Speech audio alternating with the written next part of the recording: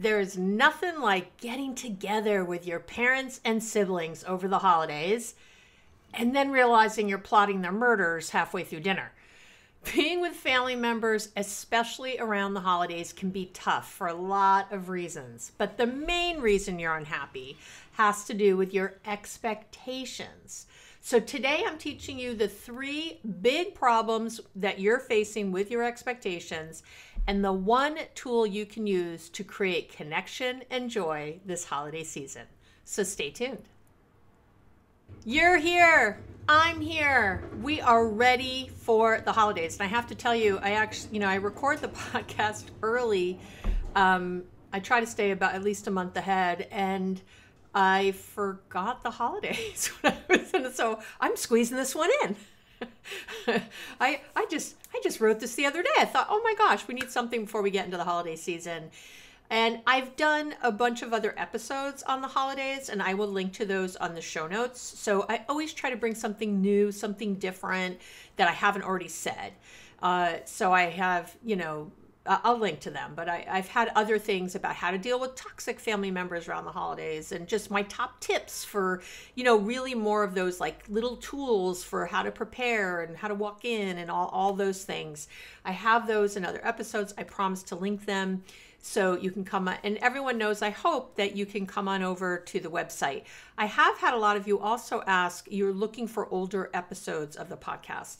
And you can find those all on my website. I think Spotify starts, it changes. Sometimes it's like episode 124, sometimes it's episode 112 or something. I think there's just so many they keep at a time, but I always keep all of the episodes on my website. So you can always do a search there and you can start at the very beginning. It's so funny when I listen to the really early ones, I got better at this over time, as you hope I would over a few years. So it wasn't as good then, but I'm still really proud of every episode I've ever put out because they've all been from my heart and they've all been meant to help. So anyway, and if you are watching this on YouTube, please subscribe and give it a like, and anywhere else, please leave a review. It really does help me. It's the, these are free. I'm happy that they're free. I want you to get amazing information for free. And the one thing you could do for me is to say thank you for all this wonderful content is to leave a great review. Give me 5 stars if, I'm hoping you're leaving a good review if you're listening, and to like and subscribe on YouTube. Like, those are the best ways. And if you want, I'm wearing a fabulous white, cool sweater today. If you want to see all my latest fashion, watch me on YouTube.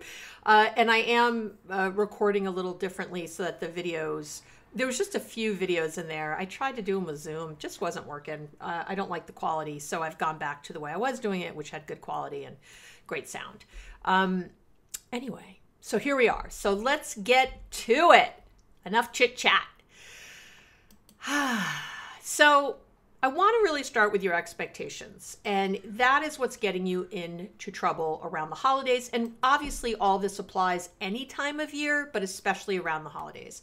And there's a great quote by actor Michael J. Fox. If you don't know him, he's also he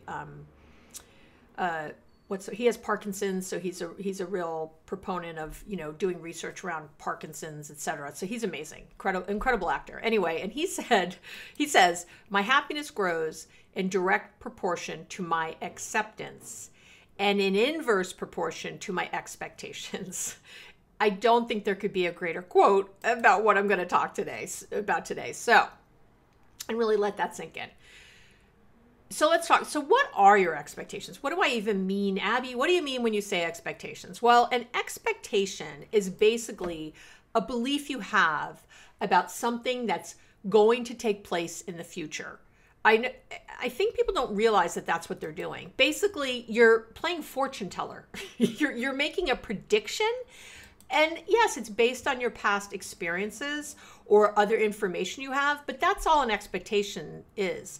And the problem is that because you're predicting the future, your expectations are all about that's what sits at the core of your unhappiness. It is. Yeah, I said it. Your expectations are really the reason you're unhappy in the vast majority of situations. So, and I'm going to give you a really low stake example, just off, not even about relationships. I'm going to give you a low stake example about steak. So let's say you go to a high-end restaurant, okay? You're going for dinner, and you order the $150, the $200 steak. You like it medium rare. You know, there's a certain good sear on it. So your expectations will likely be pretty high, meaning you'll predict that the steak will be cooked perfectly, that it'll taste incredible, right? Because you're spending all this money. It's this high-end place, great, reviews, whatever. And if it doesn't come to you that way, you're likely going to be pretty upset. However, if you're ordering, a $9 steak at a local pub, you're still going to hope your steak, and again, an expectation is a hope or a, you're going to hope your steak is served medium rare because that's how you ask for it. But your expectations of it being perfect and tasting delicious are lower because you're at a pub and it's $9. So if it came to you, if it comes well done, you might think, well, you're not going to be happy about it, but you're not going to be as disappointed as you were at the high-end restaurant. Well, that's what I get for ordering a $9 steak in a pub that doesn't serve good food. That might be what you think. You likely wouldn't be as upset because although you, again, had expectations or hopes about your steak, they weren't as high, okay? So the stakes didn't feel high for that steak. I had to say that. It was so cute. Come on. Okay. So in fact, think of this. If that $9 steak was cooked well and tasted, even just okay, but was cooked like you asked, you'd be pleasantly surprised. And you'd really enjoy that. You'd think of it, oh, this is a great deal. $9 a steak, it's not amazing, but for $9, it's good. So you might even tell other people about it and note it in your head as a truly happy experience, a good, positive experience, even though you only spent $9 and the steak was just okay. Do you see how this all works? I hope you're catching on. Now, in relationships, those expectations really become an issue because like that $150 steak, the stakes, again, I'm punning with the stakes. Anyway, the stakes feel higher when it comes to family and the people we love. And we know that. We know that we have higher expectations for the people that are closer to us. We do. I'm not going to get into all that research right now, but we know this. So here's the thing you got to take in. Okay. So you're like, yeah, okay. Of course I expect more out of my partner than I do out of my, coworker Betty, oh, yeah, of course. Well, I want to really, it's actually, if we're disappointed by Betty, it's going to have less hurt than if we're disappointed by our partner. Again, because of those high expectations and what we're thinking our partner should be doing versus someone else. And our shoulds are very involved in all these expectations. But here's the real issue. Your expectations shape and bend. Your expectations shape and bend your reality. Let it sink in. I know. If you've had high expectations about that $9 steak and it was just okay, you might have been very angry or upset all night. But here's the deal. The steak is the steak. It hasn't changed. It's your expectations about the steak that made it enjoyable or not. When you expect that Thanksgiving dinner is going to be a shit show, guess what? It'll be. When you predict, because that's what you're doing, you're predicting your expectations that your mom will be passive aggressive at Christmas dinner because you wouldn't come early to help, set up or something. That's what you'll see no matter how your mom acts.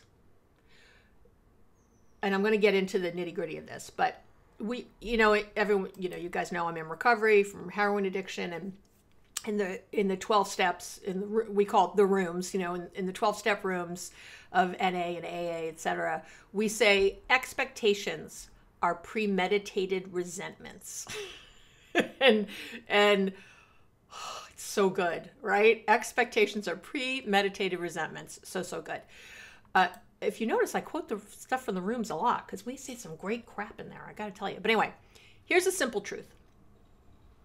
If you've ever been disappointed or frustrated, your expectations were too high. I mean, the dictionary definition of disappointment is feeling sadness or displeasure because your hopes or expectations were not being met. Right there. So let me get into these very specific problems we have when it comes to expectations in our relationships. Okay. So problem number one is your expectations about what family and holidays mean. Okay. Because you hear things like people say blood is thicker than water, family's everything, never forget where you came from, right? We hear all this stuff. So this is setting up a lot of expectations in our heads. Family relationships can be especially hard because of all the expectations we have of each other. So maybe that has to do, in my family, there's an expectation that I'm going to be easygoing. I've always been the easygoing sister and daughter. That's who I've always been. I've been the one to sort of, there's an expectation that, oh, Abby will do it. She'll take it on. And I have not wanted to disappoint in my previous years. I've changed over the years, of course, practicing what I preach, but my vast majority, a lot of the majority of my life, I did it the other way. Maybe it's because you think that being related means you should all get along, or hold one another as the highest priority. That's an expectation. Maybe it's dealing with your parents thinking everyone should be the same because you're all from the same family. That happens a lot. That's an expectation. Perhaps you're being told that you like things that you don't anymore. These expectations, right? Have you? What do you mean you don't want to watch the game? You love football, or since when do you not like turkey? It's so, right? I'm sure you've heard things like that. So, at the end of the day, our families often don't give us the space or the permission to be who we really are. So we end up feeling, misunderstood, not seen, not heard. But we go into these special times with our family with high expectations. Even though we kind of know all that stuff, there's this hope or optimism or something. It's not even always optimistic because, again, we have some negative expectations too. But we go in with something like that this time, that's the reason we go back. And we're inevitably, crushed. These expectations are inevitably crushed. We have all that should thinking in our head. And that's really where it gets into trouble. Everyone should be nicer around the holidays. I should be appreciated for all the work I'm doing or all the effort I'm putting in, right? My dad should treat me with more respect. My mom should be nicer to my partner, husband, wife, girlfriend, whatever. My brother should help out more around the holidays. Why is it always me? We should definitely go see your parents for Christmas. You might say that to your partner. It's the right thing to do. The whole family should be together. These are all things I've heard. It's Thanksgiving. We should all be together. I've heard all these things. I've said some of them myself, but I've heard them from clients for so long, and from even friends. And so expectations are definitely higher during the holidays because of assumptions about how things are supposed to be or feel. So we have all those expectations just about family and what's that supposed to be. But then, the holidays, well, they're a time for family to be together. Yeah, we want to go to Hawaii this year, but we should be with our family. Holidays are supposed to be fun and full of joy, and then they're not, and then we're really disappointed. What do I see the most? You've got to go all out for the holidays. You're spending money you don't have. You're spending time you don't have, right? You're putting all that out there. Everything needs to be planned out so it's perfect. Everything has to be perfect for the holidays. These are all things clients have said to me. I've got to invite everyone. It's the holidays. My other favorite, we're making memories for the kids, so everything has to be big. We have to keep traditions going. You have to do certain things, even if nobody likes doing them anymore because it's tradition. You find your language full of, we have to do this, we should, with very little input of how you're feeling or what you want. You feel like you're responsible for others being happy at the holiday or not being lonely at the holiday, right? These are, again, shoulds. You have to cook an elaborate meal that takes days to complete. Should. All of these things are your first problem. Your ideas about family and your ideas about family and the holidays. When those two come together, those expectations, those beliefs, you get into some trouble right there. Problem number 2, you don't realize and this is probably problem number one, so these are in no particular order, but you don't realize that you're creating your reality. Okay? You're going to push back, but I'm pushing back to you. And I'm going to bring out some things I've already said, and I have something new to say here. There are many things you think are fact right now that aren't. I say with love. You know I adore you. I say this with love. But you do this because I know, because I hear it all the time. Maybe you just take it for granted. You say things like, well, anyone would think this way, or any sane person would agree. I hate that shit. I hate that. It's not true. It's not true. Don't you put it off on other people. These are just things you believe. These are actually your expectations. And because you expect something, you'll usually get it because your expectations create your reality, even though you've been thinking you have expectations based on reality. Oh, I'll say that again. Your expectations create your reality.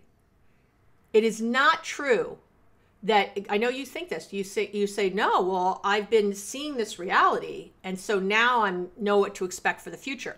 It's the other way around. I know it's mind-bending, I know. And this is for a few reasons, okay? Three I'm going to do really quickly because I've already mentioned them many times before, but I'm just going to say them out loud again. But the fourth I haven't mentioned before, and I'm going to say that too. So these are for the following reasons. One is psychological, something called your confirmation bias, right? We know this is true, that when we have we try to make ourselves right. We try to prove ourselves right all the time. So if you think something, we have a confirmation bias, meaning that we will find ways to prove it's true. That's psychologically. Brain-wise, how physically our brain is, or biologically, so psychologically you have one thing, and biologically you have your reticular activating system, which I've talked about many times, which is basically a filter between your conscious and your subconscious mind. And so whatever you think consciously, it sends it as an order or instruction to your subconscious to look for that thing. This is your reticular activating system, or your RAS. So if I think my mother's always criticizing me, that consciously, that sends it as an order to my subconscious, look for my mother criticizing me, and I will find it everywhere. I will see her criticizing me everywhere. But the problem is that the RAS also will filter out, because the brain is so beautifully efficient, it will filter out anything that doesn't match. So when my mother is supportive, when she's loving, when she's kind, when she's appreciative, my brain doesn't see it. So you think you're seeing reality because you only see her criticizing you, but you have created that because you have thought that thought. Your biology, because that's kind of how your brain works. It thinks if you're thinking something, it must be really important. So what it's doing, this is, ancient brain wiring. I'm thinking I'm hungry, I need food. So the brain gets very efficient, only looking for things that might be a food source and ignoring other things. That it's just how the brain works. We haven't evolved past it. So but today this is how it shows up. And then lastly, not lastly, the third thing that I've talked about before is that our conscious brains process information at a rate of 50 bits per second. But our unconscious brains, our subconscious, processes information at a rate of 11 million bits per second. So people don't hear what they say, right? What I say, they hear what I mean. So as I'm talking to my mother and I'm resentful and angry and doubtful that I'm ever going to hear anything good from her, that's what she picks up on. And she gets anxious and nervous and doubtful. And then that energy comes back at me. And then no matter what she says, I'm feeling the doubt and the worry and that other crap under there. So I'm feeling all the fear-based stuff, even when she's saying a nice thing. And then I think she's not saying a nice thing. No. All right. And again, I've talked about these before, but the one thing I haven't talked about before, I'm always looking to throw new things in there to really have you understand what I'm talking about and believe it. So there's one new one I'm going to throw at you, and it's known as the nocebo effect. And the nocebo effect is basically the opposite of the placebo effect. Now, the placebo effect, I'm sure you've heard about it. It happens when a patient thinks they're getting a drug to help some condition they have, but what they're really getting is a sugar pill. And then they start to get better because their mind has convinced them that they will. And we know that placebo drugs have an incredibly high effect rate because I know there's, again, tons of research on this, but we know that it's again, this sort of mind over medicine, we sort of say, this mind over matter thing. And we know that this works. So, but there's also something called the nocebo effect, which happens when patients are given a sugar pill, but told that it's a drug, it's going to help their condition, but it has these negative side effects, X and Y side effects. And then those patients start to exhibit those negative side effect symptoms, even though it was only a sugar pill. I know, right? Crazy. So you can have negative effects too, not just positive ones. And most of the research I've ever read about this is from John Kelley. He's a PhD. He's the deputy director of the Harvard Medical School's program in placebo studies and therapeutic encounters. Okay. So, we're going to think he's a smart guy, right?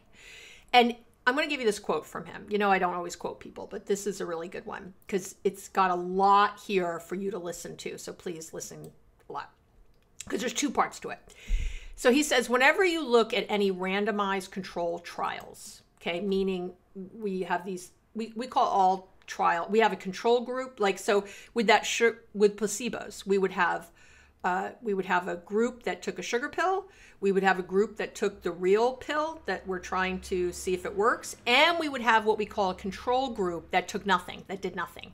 And we're going to compare those three to see, there's always a quote unquote control, okay? Because it's letting you know for sure, here's people who had no intervention at all. What is the baseline of this thing? That's what we're always looking at. Okay. So whenever you look at any randomized control trials, that's what he's talking about. It's surprising how similarly the side effect profile for the placebo often mirrors the side effect profile for the active treatment. It's the power of the imagination. And here we go, get this. If you ask someone to imagine a visual scene in their minds, you can see on an MRI that their occipital lobes, that's the part of the brain involved with vision, that those lobes are activated. If you tell people to imagine doing some physical activity, you'll see the motor cortex showing activation. Just imagining something is happening is enough to activate those portions of the brain associated with that thought, the worry, or the pain. What do you think of that? So just you thinking about these things is starting to activate your brain chemistry. It is real. It is not airy-fairy bullshit. It is not, woo. There's no woo. I don't hand you any woo. Everything I hand you is science-based. And I'm hoping everyone listening believes in science. I mean, these days, I know that's up for question, but it should not be, right? Research that has been replicated over and over. So this is you stepping into your parents' house to celebrate Hanukkah and thinking it's going to suck. Because that's what's happening. You think it, but you have mental pictures in your head about it. And maybe you're even remembering something that sucked before, and you're activating that brain chemistry. So now, right, everything is up for seeing things that suck on every level. This is you thinking that the Christmas party at your office is going to be uncomfortable. Because, you're like, well, the reality is it's been uncomfortable before. The reality is my parents have said things I don't like before at these things. So I'm predicting the future. But you're predicting it in a way that you're making it happen. You're not leaving room for anything else to happen because of how you're acting and what you're bringing in and what you believe. This is you in so many situations where you're expecting to be too busy, I'm going to be overwhelmed, it's going to be really hard. Whenever we use that language, that's what we set up. You're convincing yourself, you're doing a nocebo effect. You're convincing yourself of the negative side effects of what you're about to do. And they come true, just like in these studies. Okay. I know. I should be freaking you out right now. Right now, you should be thinking, holy crap. What I think is reality isn't reality. Yes, if you're thinking that, you're listening well. If you're not, then I need you to go re-listen and come back to me because it's the truth of it. So problem number 3, and then I'll get to my tool. The third problem is you expect others to respect your boundaries. Okay? I know. That's the third problem around your expectations. You expect other people to hold your boundaries. You know, I love to talk about boundaries. By the way, the new book, I just talked to my publisher, coming out in early 2023 about boundaries. I'm going to have a whole thing. And it's going to be, again, in my membership. We're going to be talking about boundaries, like right off the bat. That's going to be open also in February. So get ready. I'm going to be doing some major teaches. And for anybody who doesn't do that, I'm going to do some other teaches that we'll have on the website. But anyway, so the bottom line, you've got to know and hold your boundaries if you want to be happy through the holidays, right? It's not anyone else's job to hold your boundaries. I know I hated learning this too. I hated it. It's nice when they do. It's lovely when other people respect them, but it's not their job. And it's especially not when you don't even, that's the thing. You don't hold your boundary, and then you're angry that someone else doesn't respect it enough to hold it. Are you kidding me? You don't even hold it. And a boundary isn't just you, well, and I hear this all the time. Someone will say to me, well, I told them my boundary, Abby. I said it. Yeah, and then what? A boundary is nothing without a response. A boundary, when you state it like that, that's just stating your standard. And that's all, and I explain all this in my book, and I get into all the nitty-gritty of how to decide all this. And I've talked about boundaries before and done other nitty gritty work here. You can get it for free here on the podcast if you go take a look. But I am telling you, think about this, right? So if there's no response, yeah, you told your boundary, but what'd you do about it? Did you walk out? Did you leave the conversation? Did you tell them clearly what you were going to do if they kept doing this? You can't, it's very nice to say something out loud, but unless there's some response attached, that's not a boundary. That is just you saying what you'd like. Okay? I know, hard truth, because I love you, coming at you. So you want to have high standards, your boundaries. You want to have really good boundaries, really high standards. I say this all the time, but low expectations. You've heard me say this before. And most people have it reversed, right? They have low standards and high expectations. So most people will accept all kinds of bad behavior from other people, low standards, but then they're angry and resentful that they're being treated that way, high expectations.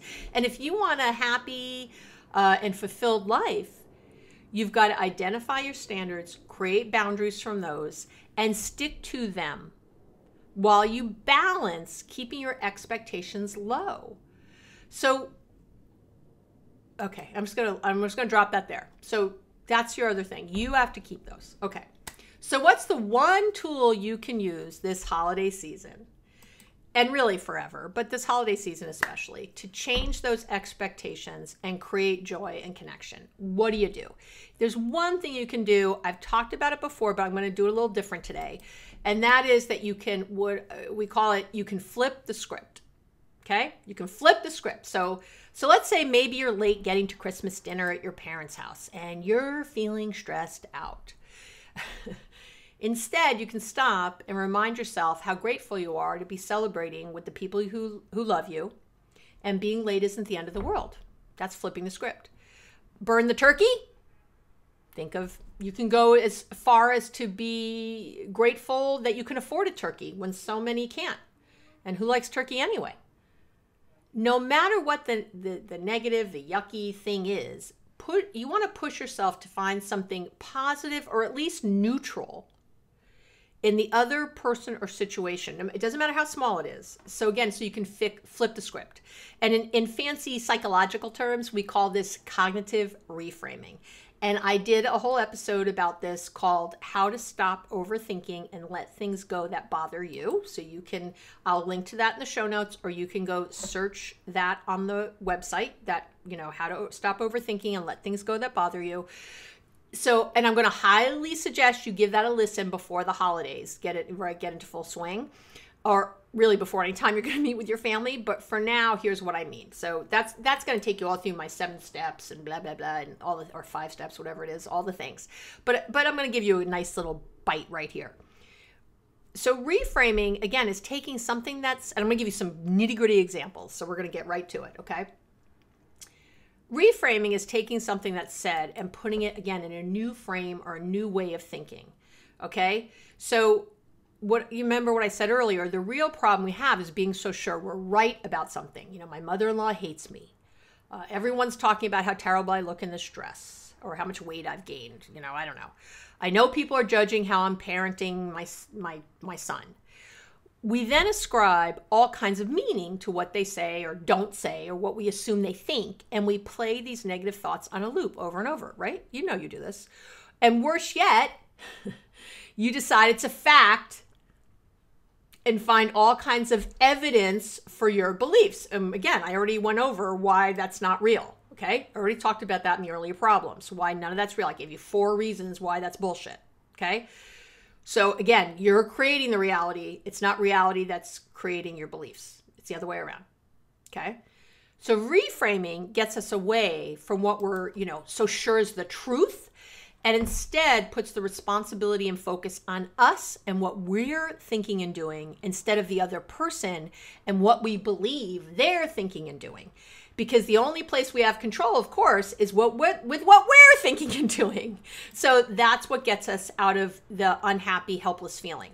That's what gets us feeling good. Yeah, that's how we find some connection, joy, and ease in the holidays. Okay, so when you look at a situation, person, a thought, or a feeling from a different perspective, it opens your mindset to this new point of view, a new angle on what's happening, so you can think differently about it and learn how to let things go or stand up for yourself, hold your boundary with clarity, with love, with patience, with kindness, with compassion.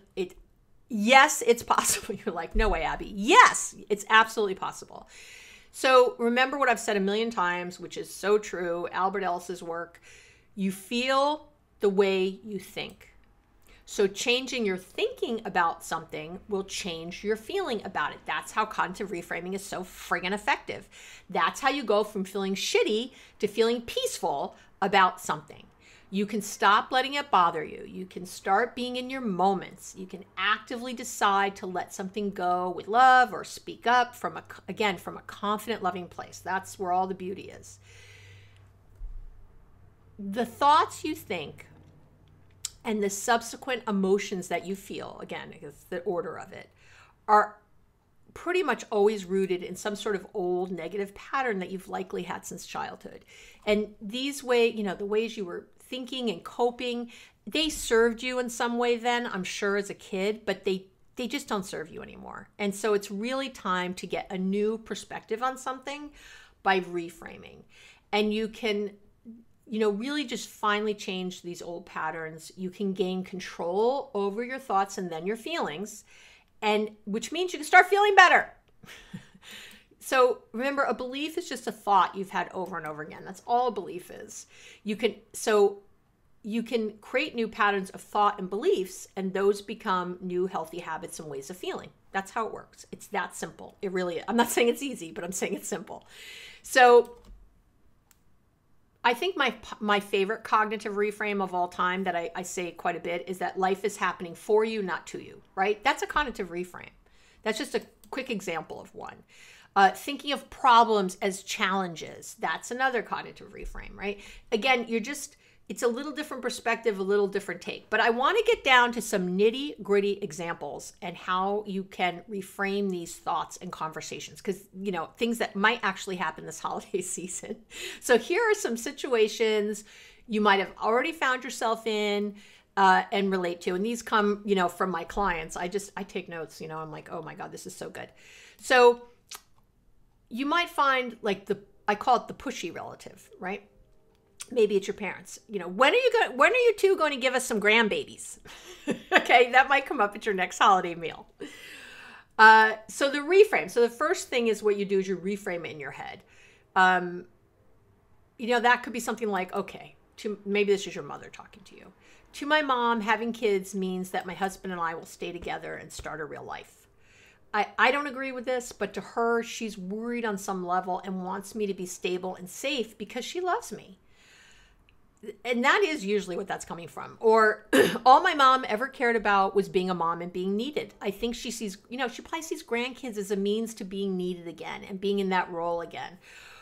She's coming from her own fear of not feeling comfortable in her own skin and needing someone to focus on, right? It's not about me. This isn't about me. This is about her stuff. Or maybe all of her compatriots are having grandchildren. They're all talking about them, and she's feeling somehow inadequate. And again, this is her issue, that she doesn't have grandchildren. She wants to brag. She wants to whatever.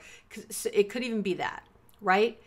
Any of those things are a cognitive reframe for what's going on, as opposed to you just sitting there feeling resentful and angry. So now what could you say? So that's got said to you. You're doing the cognitive reframe. Now, what could you say?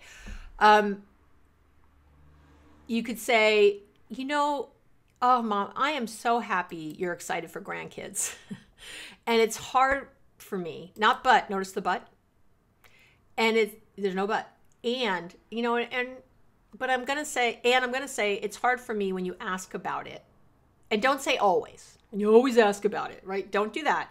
But you might say when you ask about it. Or if you need to, when you ask about it when we're together, or so often, or something. I promise to let you know when we start thinking about it. In the meantime, I would love for you to, just allow us to figure out our timing, and we will let you know. I promise. See that? Very different energy here. There's also this holiday season, you might get some political statement that you don't appreciate. I still think Trump did a great job. That might come out of your uncle's mouth, right? You're at the table just dying. So you reframe in your head.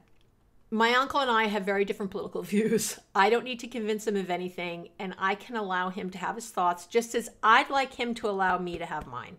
He's not going to convince me of anything. And as strongly as I feel about Trump being a racist piece of crap, he feels as strongly that he's not. So what I could say, so what can you say from there? Hey, Uncle Joe, he says it, right? I think Trump did a great job. You say, I love you, Uncle Joe. And we both know that this is a topic we disagree on. There are so many things I would love to chat with you about besides Trump. And then go to the new topic. Insert a new topic. And I will tell you, this is actually my favorite way of responding to many things that might come your way. When you don't like what someone's bringing up. I have one of my brothers doesn't believe, he doesn't believe in vaccinations and that kind of stuff, right? And which is, hard for me. And he often, when we're talking, will just start spouting stuff. Like he can't help himself. He'll start, and I love him so much, but he will just start, and he's educated and smart and all the things, but he just goes a different way. And he will start spouting things to me about it. And it's what I do. I stop and I go, I said, oh, sweetie, I love you so much. And there are so many things I'd rather we talked about right now in our time together on the phone than that. So tell me about the kids. And I just go into it. Tell me about your kids. Tell me about, how's my niece doing? How's my nephew doing? What are you working on right now at work? And I just have there's a million things to talk about besides that. If someone comes to you around, I think this happens a lot too, around weight and food and things. Same thing, there's so many things you'd rather talk about. And I should get into that because that's like another good example. I call it the shaming people, right? So, or where we feel shame with what someone says. So you might hear this holiday, right? Are you really going to have a second helping? Or something about your weight. I think this comes up a lot with my clients. And it used to come up a lot with me, with my mom, who I've shared before was a narcissist. And there was a lot going on around how I looked for her. And so she would often comment on my body, on my food, on all that stuff. And it would feel very shaming on my end, right? So you got to do a reframe in your head about all this. So it might be, if your dad said that to you and he's not a narcissist, you might say, my dad worries about my weight and health from his own fear, and I don't need to be a part of that, right? But understanding that, my dad loves me, and to him, this is showing me he loves me by worrying about this thing. And he's trying to make sure I'm happy. He thinks I'll be in happier relationships. He thinks I'll be able to, maybe if you're single, he thinks I'll be able to find a man or a woman if I do this, or that maybe you also have some health issues related to your weight and he's terrified. These are things that people think. And it could be, again, something worse, like with my mom. I would say this in my head, she's a narcissist. And sadly, she sees my body in any way, if she doesn't like it, as being a negative reflection on her. But I don't need to see it the same way. And she is doing the best with the tools she has. That's my other favorite reframe. She's doing the best with the tools she has. My mom had a really fucked up childhood. My mother, there was incest, there was rape, there was just terrible things in my mother's childhood. So the fact that she actually had, a decent life, married someone who really loved her. My dad adored my mom, as a lot of narcissists will do. They'll get with someone who adores them. They were married 53 years when my dad died. I mean, there's a lot of, she had all of us kids. We all are living and thriving in our own ways. It's something. Okay. Yeah. There was a lot of other, there was my heroin addiction, and my other siblings have been addicted to things, there was shit, but overall, here I am helping you right now. There was something there. Right. But so when I can go there in my head and I could remember like, oh, she had such a messed up childhood. It's amazing. She's even able to be loving at all, frankly. And yes, I'm always a reflection for her. Like, I would just feel sad. Like, because to her, that's all she had. I remember after my dad died, she was like dating right away in her 70s, late 70s by then. And she got a boyfriend right away. God bless me. I thought we should all be June, we should all be my mom. Like, go get him, girl. Like, there's very few single men in their 80s. And my mother found one. And she dated him for years till he died. It's kind of amazing, but it's because of how she saw the world, and it was always about being reflected in a man's eyes. And so for her, when she would say those things to me, it's what it was from. Believe it or not, from deep, deep down, it was also from worrying. And she would say that to me, Gary's going to leave you. He's fit and very handsome. He's going to, and by the way, I think I look great. Okay. But yeah, do I have, I don't know, junk in the trunk? And I don't know, I'm not a size 2, so to her, that was the problem. And, I wasn't going to necessarily be able to keep him. And I had nothing else to keep a man with, right? Not my personality, not my kindness, none of that mattered. It was my looks. And she would say things about my wrinkles or something, because I don't really do anything to my face yet. I might, so don't hold me to it. But I haven't really gotten, I think I've had Botox twice in all these years, I don't really do anything regularly. And so she would comment on it, like, you really should start getting Botox, again, all the things. And it's really easy to take that all very negatively, of course, and to really be resentful and angry. But again, when you can reframe, it makes it all very, very different in your head. So again, what you could say maybe in this situation is, Dad, I love you and I want to have an amazing holiday or an amazing memory with you or amazing meal with you. So I'm going to remind you not to talk about my weight, body, food, however you want to say that. And again, you can use my earlier line. There are so many things I'd love to chat about with you. There are so many wonderful things going on in my life. My job is great. My partner's great. My kids, whatever. I would love to talk about those with you. That's where I would love to spend our time together. That's it. And don't say, oh, I appreciate that you worry about my weight. Don't go there. Don't, because then he's going to keep saying stuff. Just leave it right there. Hopefully that's all very helpful. I'm going to give you one more example, because I think another one that comes up is when people are competitive or passive aggressive. And so this one came up with a client not that long ago, and her brother said to her, she finally started working out, my client. She hasn't been, and she started working out. She's been consistent for 2 days a week, which is amazing. 2 days a week she's doing it. I've been doing that for months now. And when they got together, it was her birthday over the summer. Oh no, sorry, his birthday over the summer. And she went and they all had dinner together. And he said, and she was like, she talked about, she was so proud. She'd been working out twice a week for about 6 months at that point. And he said, oh, you started working out 2 days a week? That's great. But then, that would never be enough for me. I just finished another triathlon, right? And he's going on about his triathlon. And so she said she was able to reframe it because we've been doing this work. My poor brother clearly has, this poor guy, he has low self-esteem because no one feels the need to put others down so consistently who feels good about themselves. I don't know. I think he's competing for our parents' love. She was remembering that their parents would kind of dole out the love. There was always a favorite child. He learned this in our childhood from our parents. He was always competing for their love because they gave it out like a pie, like a slice at a time. And if, more for me meant less for him. So, there's damage here. And I can have compassion for him. What he's saying is not about me. It's something he learned. And I really do know he loves me. He asked me to be here tonight. He went out of his way to make sure I was going to be at the birthday dinner. So what you can say instead, right? Just if you can feel that for a moment and feel bad, you can actually lean in, Yeah. Oh, and this is what she did. I was so proud of her. She said she just found in her heart, like, this is what he wants to talk about and he's proud of. So let me give him the love my parents didn't. Let me show him that love is abundant. Let me show him that it's not a pie where you get a slice and someone else gets less.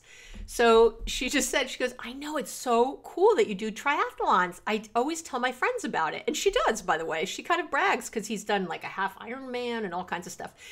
And so it was like, tell me more about how you feel when you're training. I never even asked, how did you decide to start doing triathlons? Like, where did that come from?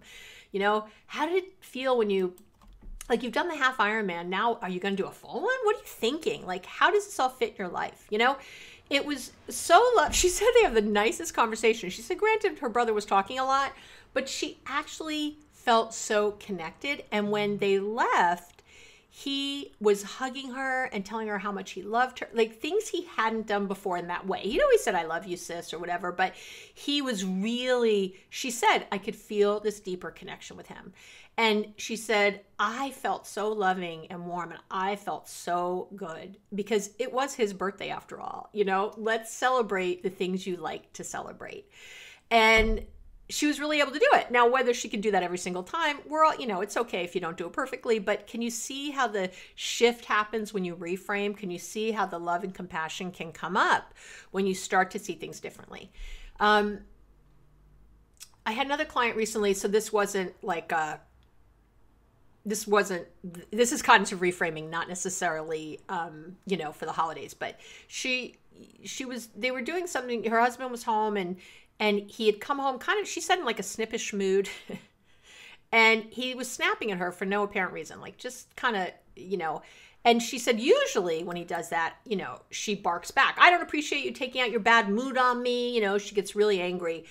And she said she just stopped for a minute and was, again, kind of reframing it in her head like, wow, he must be feeling crappy to be taking it out on me because he really does love me. I know he does.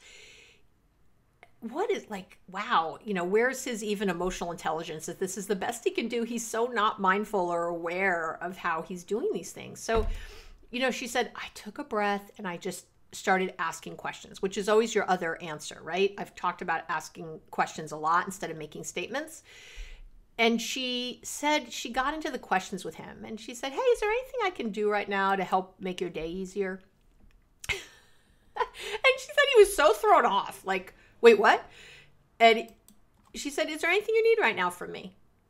Like, she just put it out there like that instead of responding to the snapping. And guess what? I know, just what you think. He stopped snapping at her. He was like, well, no, I'm fine. And she said, okay. She said, well, can I give you, she said, I need a hug. Can I give you a hug? Or can I get a hug? However she said it. And he was like, he said, yeah. And she said, when they hugged, it was just all gone. He said, then they hugged and it was all gone. But she asked that other question first. It was such a great kind of intervention. And again, reframe with the intervention. It's amazing. So, and lastly, I wanted to say that I have some favorite questions I ask myself to help me reframe. Okay, these are things I ask myself to help me reframe. So if I'm in a really difficult situation with something that's really bugging the crap out of me, here's the questions I ask and what I teach my clients. What can I learn from that thing? Whatever just happened, whatever got said, what can I learn from it? Then I also ask, I wonder what part of this is mine? What part of what is playing out is mine? Or, what's my part in how upset I got at my dad? What's my part in that and how upset I got about whatever, or at my boss, whatever it could be? And then usually lastly, I ask something like, if I could do one thing differently right now, what would it be? Or if I could do one thing differently in that situation in the future, what would I like to do differently? And that brings the power, the responsibility, and the control back to myself. And that changes everything. Because in the end, so if you get nothing else out of the podcast today, I need you to get this. You got to remember this one thing. You can't control how other people, including your family or your partner, will act. But you can control how you respond to their actions. In fact, that's the only thing you can control is your reaction. That's it. That's all you got. I know. And I'm going to leave you with a final quote from Roman Emperor Marcus Aurelius, one of the Stoics, a quote I love. And it's, if you are distressed by anything external, the pain is not due to the thing itself, but to your estimate of it. And this you have the power to revoke at any moment. I know. So good, right? That's it for today. I am so excited to bring this information to you and to get it to you before this big holiday season starts, at least here in the United States. I wish you so much love. I'm sending big love to you right now from my heart, that you have an amazing, really, that you set this holiday season up to be exactly as you want it to be as we're going to enter 2023. So that wonderful momentum is starting now, and you're going to bring it right into the new year. So don't wait for January to start. Start it now and get that really rolling. So when you roll into 2023, that next goal you have, that next thing you want, you're already at that high flying plane, that high flying disc, and you're able to go get it. That's it. I will talk to you next week. Know I adore you, and have an amazing week.